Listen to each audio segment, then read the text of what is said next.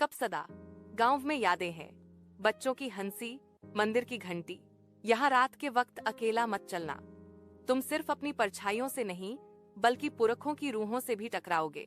अनन्या 22 साल की लड़की शहर से पढ़ाई करके आई थी। उसके पास एक शक्ति थी, दिव्य दृष्टि। ये शक्ति उसे सच्चाई दिखाती थी और कभी कभी भविष्य के छोटे राज भी। कपसदा में इस शक्ति का मतलब एक इम्तिहान बन गया। जैसे ही अनन्या ने बस्ती में कदम रखा, एक अजीब सी सर्दी ने उसके रोमांच को तेज कर दिया। हर गली, हर मकान पुरखों की तस्वीरें और पुरानी मूर्तियां चमक रही थीं। हर चेहरा, हर मूर्ति जैसे जिंदा हो उठा हो और उसे कुछ कहना चाह रहा हो। रात के 10 बजे अनन्या एक पुरानी हवेली के सामने आई। हवेली के दरवाजों पर अजीब रनिक प्रतीक बने हुए थे। अनन्या ने दिव्य दृष्टि से उनका अवलोकन किया। ये प्रतीक बस लिखे हुए नहीं बल्कि शक्तिशाली ऊर्जा से भरे हुए थे। तभी एक भूतिया आवाज गूंज उठी, जो सच्चाई देखेगा वही इस बस्ती का रहस्य खोल पाएगा। हिम्मत जुटा, अनन्या ने दरवाजा खोला। अंधेरा अंदर तक घुसा और उसे एक पुरानी लाइब्रेरी में ले गया। जमीन पर एक पुराना नक्शा पड़ा था। बस्ती के नीचे एक रहस्यमय सुरंग का संकेत। सुरंग के अंदर दीवारों पर पूर्वजों की तस्वीरें चमक रही थीं। जैसे ही अनन्या चलती, तस्वीरें की आंखें उसका पीछा कर रही थीं। अंधेरा गहरा था, लेकिन दिव्य दृष्टि से वो छुपाए हुए राज दिखे। सुरंग के अंत में एक बड़ा हॉल खुला। हॉल में एक चक्र चमक रहा था। चक्र में पूर्वजों की आत्माएं बंधी थीं और एक शक्तिशाली आभा हॉल में फैल रही थी। अनन्या समझी कि चक्र तोड़ने पर सब आत्माएं मुक्ति पाएंगी, लेकिन पूरी बस्ती का अंधेरा बाहर आ जाएगा। अगर चक्र नहीं टूटा तो बस्ती हमेशा के लिए सुनसान और बंद रहेगी। उसने अपनी दिव्य दृष्टि का प्रयोग किया और शक्तिशाली मंत्र उच्चारित किया। चक्र धड़क कर फट गया और एक तेज रोशनी बस्ती में फैल गई। सभी आत्माएं मुक्त हो गईं और पुरानी हवेली की दीवारों से अजीब प्रकाश और ऊर्जा निकल रही थी। लेकिन अभी भी एक रहस्य था। चक्र के टूटने के बाद पुरानी चमकती किताब जमीन पर गिर गई। उसने देखा, किताब में लिखा था, यह शक्ति सिर्फ शुरुआत है। जो बस्ती में धड़क रहा है वो अब तुम्हारा इम्तिहान है। सुरंग के कोने से आवाजें आने लगीं, जैसे रूहों का एक समुद्र बस्ती के अंदर फैल रहा हो। हर कदम पर अनन्या को अपनी दिव्य दृष्टि का इस्तेमाल करना पड़ा। हर रूह अलग और भयानक थी। कुछ मुरझाए हुए बच्चे, कुछ पूर्वजों की रक्षक रूहें और कुछ अजीब सा शक्तिशाली प्राणी जो सिर्फ अंधेरे में जीता था। जैसे ही अनन्या चक्र के टुकड़े के पास गई, सुरंग में शैडो जानवर सामने आ गए। ये प्राणी केवल अंधेरे में ही दिखते थे और उनकी आंखें लाल थीं। हर रूह और प्राणी को हराने के लिए अनन्या को दिव्य दृष्टि और मंत्र का पूरी शक्ति से प्रयोग करना पड़ा। हर लड़ाई में रूहों का एक अलग मोड़ था। कोई सच्चाई दिखाता, कोई भय फैलाता और कोई सीधे अनन्या के मन को परखता। एक रूह ने अनन्या के बचपन के डर को सामने ला दिया, एक और ने उससे अपनी दिव्य दृष्टि का इम्तिहान लिया। अनन्या ने सब रूहें एक जगह इकट्ठा की। चक्र के टुकड़ों और उसके मंत्र के जादू से एक विशाल ऊर्जा विस्फोट हुआ। बस्ती में रोशनी फैल गई। पूरी बस्ती में जिंदगी लौट आई। पुरखों के घर अब फिर से जीवित हो गए और लोग खुशी से चलने लगे। पर एक आखिरी मोड़ था। चक्र के टूटने के बाद सुरंग के एक कोने में एक और गुप्त दरवाजा खुला, जिसमें एक और शक्तिशाली प्राणी बंद था। उसने अनन्या को देखा और एक शक्तिशाली ऊर्जा की लहर हॉल में फैल गई। सुबह कपासदा की बस्ती में नई जिंदगी थी। लोग अपने घर में लौट रहे थे। बचपन के घर नए रंग और ऊर्जा से भर गए थे। अनन्या ने समझा कि दिव्य दृष्टि सिर्फ देखने के लिए नहीं बल्कि बचाने और रोशनी फैलाने के लिए थी। उसकी नजर फिर पुरानी चमकती किताब पर गई, जैसे कोई नई कहानी शुरू होने वाली हो।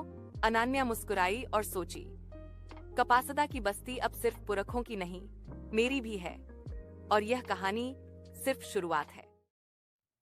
कपसदा की सुनसान बस्ती, भाग 2।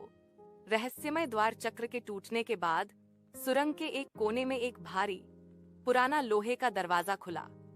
उस पर प्राचीन प्रतीक लाल और नीले रंगों में चमक रहे थे। अनन्या ने दिव्य दृष्टि का प्रयोग किया। दूर के पीछे एक पूरी तरह से भूमिगत भूल भुलैया दिखी, जिसमें जगह जगह रहस्यमय ऊर्जा के चमक और छाया जीवों का घूमना था। उसने सोचा, यही वह नया इम्तिहान है जो किताब ने बताया था। हिम्मत जुटी, अनन्या ने दरवाजा धक्का दिया। एक गहरा शब्द हुआ और दरवाजा धीरे धीरे खुला, जैसे पूरी बस्ती के अंदर कोई नई शक्ति जाग रही हो। भूल भुलैया में हर दीवार झिलमिलाते हुए अक्षरों से भरी हुई थी। हर कदम पर फर्श चमकते हुए अक्षरों से रोशन होता और हर कोने में रहस्यमय प्राणी छिपे हुए थे। शैडो विस्प्स, छोटे, तेज और अदृश्य जैसे धुएं के कण, आंखों में लाल स्पार्क्स। गार्जियन स्पिरिट्स, मानव आकार जो बख्तरबंद भूतिया चेहरों के साथ चुपचाप देख रहे हैं। डार्क मिस्ट एंटिटीज, एक तरह का गाढ़ा काला कोहरा जो भावनाओं को हेरफेर करता है। अनन्या ने मंत्र उच्चारित किया और दिव्य दृष्टि का लाइट बीम इस्तेमाल किया। एक ट्रेल बना और प्राणी अस्थायी रूप से जम गए। भूल भुलैया के बीच में एक विशाल पत्थर का दरवाजा था और उस पर 7 चमकते हुए ग्लिफ लगे हुए थे। हर ग्लाइफ को सही क्रम में छूना था और हर गलत चाल में जाल सक्रिय होता, जैसे स्पाइक्स और शैडो टेंटिकल्स। अनन्या ने अपनी दिव्य दृष्टि से ग्लिफ पैटर्न देखे। एक ग्लिफ में पूर्वजों की आत्माएं फंसी थीं, दूसरे में काली ऊर्जा फंसी थी। उसने ध्यान से ग्लिफ्स को छुआ, एक क्रम हल हुआ और पत्थर का दरवाजा धीरे धीरे खुला। दरवाजे के पीछे एक विशाल भूमिगत कक्ष था। मेरे कक्ष में एक शक्तिशाली प्राणी निष्क्रिय था, एक ड्रैगन जैसा प्राणी जिसकी परतें आग और बर्फ के पैटर्न में चमक रही थीं। उसके चारों ओर जादुई रून आत्माओं को उसकी सुरक्षा में बांध रहे थे। प्राणी के जागते ही हॉल में कंपन और जादुई झटके फैल गए। छाया जीव भूल भुलैया के चारों ओर मुझे सचेत हो गए। अनन्या ने अपनी दिव्य दृष्टि का पूरी शक्ति से प्रयोग किया और एक जादुई ढाल उत्पन्न की। प्राणी के हमले के साथ भूल भुलैया में अंधेरे धुंध संस्थाएं और छाया जानवर भी हमले में आ गए। अनन्या ने अपनी दिव्य दृष्टि लाइट बीम और मंत्रों का संयोजन उपयोग किया। भूल भुलैया के रून को सक्रिय करके जाल प्रणालियों को उजागर किया। प्राणी के स्केल पर चमकते कमजोर बिंदुओं की पहचान की और ऊर्जा प्रहार किया। युद्ध तीव्र था। हर प्रहार में मलबा और जादुई कण हॉल में घूम रहे थे। प्राणी की दहाड़ और आत्माओं के मंत्र हॉल में गूंज रहे थे। प्राणी को हराने के लिए अनन्या को एक जोखिम भरा कदम उठाना पड़ा। उसने अपनी दिव्य दृष्टि का पूरा पावर अनलीश किया और खुद को टेम्पोरली इनविजिबल और अनटचेबल बनाया। क्रिएचर के हार्ट लाइक कोर पर एनर्जी बीम स्ट्राइक हुई और क्रिएचर कोलैप्स कर गया। कपसदा की सुनसान बस्ती, भाग 2। रहस्यमय द्वार चक्र के टूटने के बाद सुरंग के एक कोने में एक भारी पुराना लोहे का दरवाजा खुला।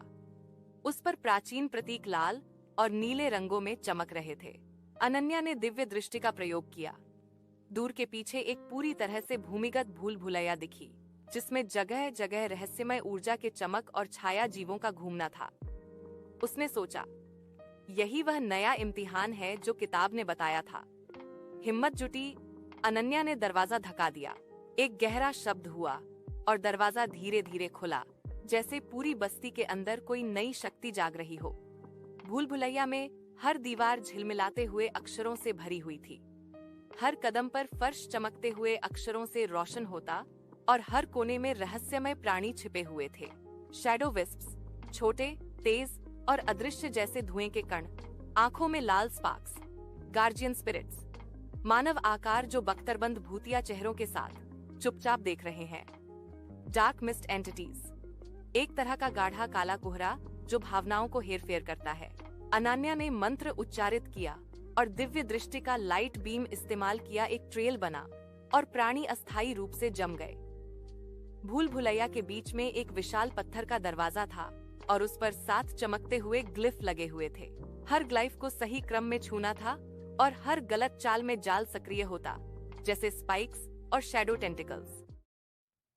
प्राणी के पतन के साथ भूल भुलैया में जादुई ऊर्जा निकली। छाया जानवर गायब हो गए और फंसे हुए आत्माएं मुक्त हो गईं। भूल भुलैया के निकास से अनन्या ने ऊपर देखा। कपासदा की बस्ती अब पूरी तरह से चमकती और फिर से जीवंत लग रही थी। लेकिन हवा में तैरती हुई एक चमकती हुई प्राचीन पुस्तक दिखाई दी, जो खुद एनिमेट हो रही थी, और एक नया नक्शा और प्रतीक दिखाई दिए। अनन्या समझी, यह बस शुरुआत है और नई कहानी मुझे और भी बड़ा इम्तिहान देने वाली है। भूल भुलैया के निकास से अनन्या ने ऊपर देखा। कपासदा की बस्ती अब पूरी तरह से चमकती और पुनर्जीवित लग रही थी। लेकिन हवा में तैरती हुई एक चमकती प्राचीन पुस्तक दिखाई दी, जो खुद एनिमेट हो रही थी, और एक नया नक्शा और प्रतीक दिखाई दिए। अनन्या समझी, यह बस शुरुआत है और नई कहानी मुझे और भी बड़ा इम्तिहान देने वाली है। कपसदा की सुनसान बस्ती, भाग 3। अंधकार का प्रकोप। कपसदा अब पहले जैसी हल्की रोशनी वाली बस्ती नहीं रही। यहाँ की गलियां और घर लगातार धुंध और अंधकार में डूबे हुए थे। अनन्या ने जैसे ही गांव में कदम रखा, हवा में अचानक ठंडक की लहर दौड़ गई। हर घर के अंदर हल्की हिलती परछाइयां उसके ध्यान को खींच रही थीं, मानो घर अपने आप सांस ले रहे हों। दूर दूर से फुसफुसाहटें आ रही थीं, जिनमें कोई नामुश्किल शब्द और चेतावनियां मिश्रित थीं। उसकी नजर पुरानी चमकती किताब पर पड़ी। किताब हवा में तैर रही थी और उसके पन्नों पर लगातार हरे और काले प्रतीक बदल रहे थे। प्रतीक अचानक जीवित हो गए और अनन्या को ऐसा लगा कि किताब उसे सीधे बुला रही है। अनन्या ने गहरी सांस ली और मन ही मन सोचा, इस बार कोई साधारण रहस्य नहीं है, यह खतरे की घंटी है। कपसदा के पुराने मंदिर के नीचे उसे एक गुप्त द्वार दिखाई दिया, जो नीली आभा में चमक रहा था। जैसे ही उसने दरवाजा खोला, एक ठंडी हवा की लहर और अजीब फुसफुसाहटें बाहर आईं। तुम्हारा डर ही तुम्हारा मार्गदर्शन होगा, आवाजें कानों में गूंजने लगी। दरवाजे के भीतर का दृश्य भयावह था। दीवारों पर चमकते हुए प्राचीन अक्षर लगातार बदल रहे थे। अंधेरे से छोटे छोटे परछाई जैसे प्राणी घूम रहे थे। हवा में काली धुंध थी, जो अनजानी भय को बढ़ा रही थी। अनन्या ने अपनी दिव्य दृष्टि सक्रिय की। तभी उसने देखा कि सुरंग के गहरे कोने में एक विशाल छाया प्राणी सो रहा था। उसका आधा शरीर मानव था, आधा छाया। उसकी आंखें बैंगनी और लाल चमक रही थीं, और उसके आसपास अजीब सी अंधेरी ऊर्जा घूम रही थी। अनन्या धीरे धीरे सुरंग में आगे बढ़ी। हर कदम के साथ भय और गहरा होता गया। दीवारें धीरे धीरे फुसफुसा रही थीं। अनन्या के बचपन के डर, खोई हुई यादें और गुप्त भय उसके सामने जीवित हो रहे थे। अचानक शैडोज ने उसका पीछा करना शुरू किया। कभी अचानक दीवारों से बाहर निकलकर हमला कर देते, कभी जमीन से उठकर उसे घेर लेते। हवा में चमकते गोले विस्फोट कर रहे थे और ठंडी हवाओं के झोंके उसकी रूह को हिला रहे थे। सुरंग के केंद्र में वह विशाल प्राणी जागा। उसकी विशालता और शक्तिशाली ऑरा ने अनन्या के दिल की धड़कन बढ़ा दी। उसका शरीर आग और अंधकार का मिश्रण था। उसकी लाल और बैंगनी चमक वाली आंखें पूरे हॉल में डर फैला रही थीं। प्राणी ने चेतावनी दी, तुमने हमारे रहस्यों को छेड़ा, अब तुम्हारा इम्तिहान शुरू होता है। सुरंग की छत और दीवारों से लंबे शैडो टेंटिकल्स बाहर आए और अनन्या पर हमला करने लगे। उसने तुरंत अपनी दिव्य दृष्टि और मंत्रों का उपयोग किया। जैसे ही उसने प्राणी पर ध्यान केंद्रित किया, हेल्यूसिनेशंस शुरू हो गए। उसके बचपन के भय जीवित हो गए, खोई हुई यादें सामने आ गई। परछाइयां उसके मन के सबसे गहरे डर को बाहर ला रही थीं। कुछ शैडोज उसकी सबसे कमजोर यादों में प्रवेश कर रही थीं। हर गलती मौत के समान लग रही थी। अनन्या ने अपनी दिव्य दृष्टि का सर्वोच्च रूप सक्रिय किया। उसकी आंखें सुनहरी, श्वेत चमक रही थीं। पूरे शरीर में जादुई आभा फैल गई। उसने शैडोज और डार्क एनर्जी को अपने नियंत्रण में कर लिया। सुरंग की प्राचीन रंस भी उसकी शक्ति के अधीन हो गईं। उसने प्राणी की कमजोर जगह पर शक्तिशाली ऊर्जा प्रहार किया। प्राणी धीरे धीरे कमजोर होने लगा और उसके पास मौजूद शैडो क्रीचर्स एक एक करके गायब होने लगे। लेकिन तभी सुरंग का एक कोना खुला और वहां एक प्राचीन शक्तिशाली वस्तु दिखाई दी। उसकी हरी रोशनी इतनी प्रबल थी कि अनन्या की दिव्य दृष्टि भी उसे चुनौती महसूस कर रही थी। वस्तु ने सीधे कहा, यदि तुम मेरी शक्ति को नियंत्रित नहीं करोगी तो तुम हमेशा के लिए इसी सुरंग में बंद रह जाओगी। अनन्या ने अपनी शक्ति का हिस्सा उपयोग किया और वस्तु की हरी ऊर्जा को श्वेत प्रकाश में बदल दिया। इससे प्राणी पूरी तरह नष्ट हो गया। सभी शैडोज गायब हो गए। सुरंग की अंधेरी ऊर्जा समाप्त हो गई। कपसदा अब पूरी तरह सुरक्षित और जीवंत लग रहा था। सूरज की हल्की रोशनी में गांव के घर फिर से रंगीन और जीवित दिखाई दे रहे थे। अनन्या ने देखा कि किताब फिर से हवा में तैर रही थी। इसके पन्नों से एक चमकदार द्वार खुल रहा था, जो आकाश की ओर जा रहा था। अनन्या मुस्कुराई और सोची, यह केवल शुरुआत है। कपसदा की असली कहानी अब शुरू होती है। कपसदा की सुनसान बस्ती, भाग 4। अंतिम अध्याय, अंधकार की वापसी। कपसदा अब फिर से शांत था ऊपर से, लेकिन गहराई में धरती के नीचे कुछ जाग चुका था। रात का समय था। चांद पूरा था, मगर उसकी रोशनी भी धुंध में खो गई थी। पेड़ों की टहनियां हवा में कराह रही थीं, और दूर कहीं किसी ने पुकारा, अनन्या। वो आवाज मानो भीतर की नसों में उतर गई। अनन्या, जो अब कपसदा की रक्षक बन चुकी थी, मंदिर के पास बैठी थी।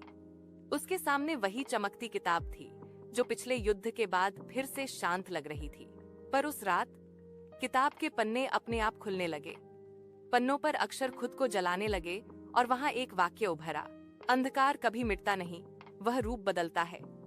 अनन्या के चेहरे पर ठंडक की परछाई फैल गई। हवा अचानक भारी हो गई। मिट्टी के नीचे से कंपन होने लगा, जैसे धरती सांस ले रही हो। गांव के बाहर पुराना श्मशान था। वहां की राख से धुआं उठने लगा। हर राख के ढेर से काले धुंधले हाथ बाहर निकलने लगे। आंखों से लाल चिंगारियां झिलमिलाने लगीं। कपसदा की गलियों में आवाजें गूंजने लगीं। हम मुक्त नहीं हुए, तुमने हमें अधूरा छोड़ा। अनन्या दौड़कर वहां पहुंची। उसकी दिव्य दृष्टि ने दिखाया, गांव के नीचे एक और गुप्त मंडल है जिसे किसी ने नहीं छेड़ा था। उस मंडल में महाकाल रक्षा मंत्र अंकित था, जो कभी टूटना नहीं चाहिए था। पर किताब के खुलने से वह खुद ही जल गया था, और अब अंधकार मुक्त हो गया था। मंदिर की घंटियां अपने आप बजने लगीं। आसमान में काले बादल गोल घूमने लगे। बिजलियों की जगह नीली और काली ज्वालाएं गिरने लगीं। धरा पर एक विशाल दरार खुली, और उसके भीतर से शून्य द्वार उभरा। एक ऐसा द्वार जो समय और आत्माओं को निगल जाता है। अनन्या की आंखों में सुनहरी आभा फैल गई। उसने प्राचीन मंत्र उच्चारित किया, नमो तेजस्विनी दिव्य दृष्टिये रक्ष रक्ष कपसदा स्थले। मंत्र के साथ उसकी हथेलियों से श्वेत ऊर्जा निकली, जो शून्य द्वार को रोकने लगी। पर हर कोशिश के साथ उसकी ऊर्जा कम होती जा रही थी। अंधकार उससे कहीं ज्यादा पुराना था। दरार के भीतर से एक विशाल आकृति उभरी। उसके 4 हाथ थे, शरीर छाया से बना हुआ था, और आंखें जलते हुए अंगारे जैसी। आवाज भारी थी, मैं हूं अघोरानंद, कपसदा का प्रथम संरक्षक, जिसे तुमने अनजाने में भुला दिया। उसने आगे कहा, जब तुमने दिव्य दृष्टि का प्रयोग किया, तुमने प्रकाश जगाया, पर हर प्रकाश की अपनी छाया होती है। मैं उसी छाया का स्वरूप हूँ। अनन्या के चारों ओर अंधकार का गोला बनने लगा। उसके शरीर पर जलन महसूस हुई, मानो सैकड़ों आत्माएं उसकी त्वचा पर रेंग रही हों। उसके कानों में फुसफुसाहट गूंजी, अपनी दृष्टि छोड़ दो, प्रकाश मिटाओ और हमारे साथ बनो। पर अनन्या की आंखों में एक दृढ़ ज्वाला जल उठी। उसने मंत्र उच्चारित किया, दिव्य दृष्टि प्रकाशिनी तमो नाशिनी महामंत्र सिद्धे प्रकट्य। उसकी आंखों से तेज सफेद किरणें निकलीं, जो अंधकार को काटने लगीं। मंदिर की घंटियां और तेज हो गईं। धरती पर प्रकाश और अंधकार का संग्राम शुरू हो गया। हर आत्मा जो कभी कपसदा में मरी थी, अब हवा में घूम रही थी। उनके चेहरे विकृत थे, शरीर अधूरे। कुछ बच्चे, कुछ बूढ़े, कुछ पशु, सभी छायाओं में मिलकर अनन्या पर टूट पड़े। हर आत्मा एक आवाज थी, एक पीड़ा थी। उनकी चीखें हवा में गूंज रही थीं। अनन्या ने अपनी दिव्य दृष्टि के भीतर झांका। उसे दिखा कि हर आत्मा सिर्फ बदला नहीं चाहती, शांति भी चाहती है। वो रो पड़ी और अपने हाथ जोड़कर बोली, हे कपसदा की आत्माओं, तुम अंधकार नहीं हो, तुम स्मृति हो। मैं तुम्हें भुलाने नहीं दूंगी। यह कहते ही उसकी आंखों से आंसुओं के साथ प्रकाश की धाराएं निकली। हर आत्मा धीरे धीरे शांत होने लगी। पर अघोरानंद हंस पड़ा, भावनाओं से अंधकार नहीं मिटता अनन्या। उसने चारों दिशाओं से ज्वालामय परछाइयां उठाईं और अनन्या को घेर लिया। अनन्या ने धरती पर 3 रेखाएं खींची।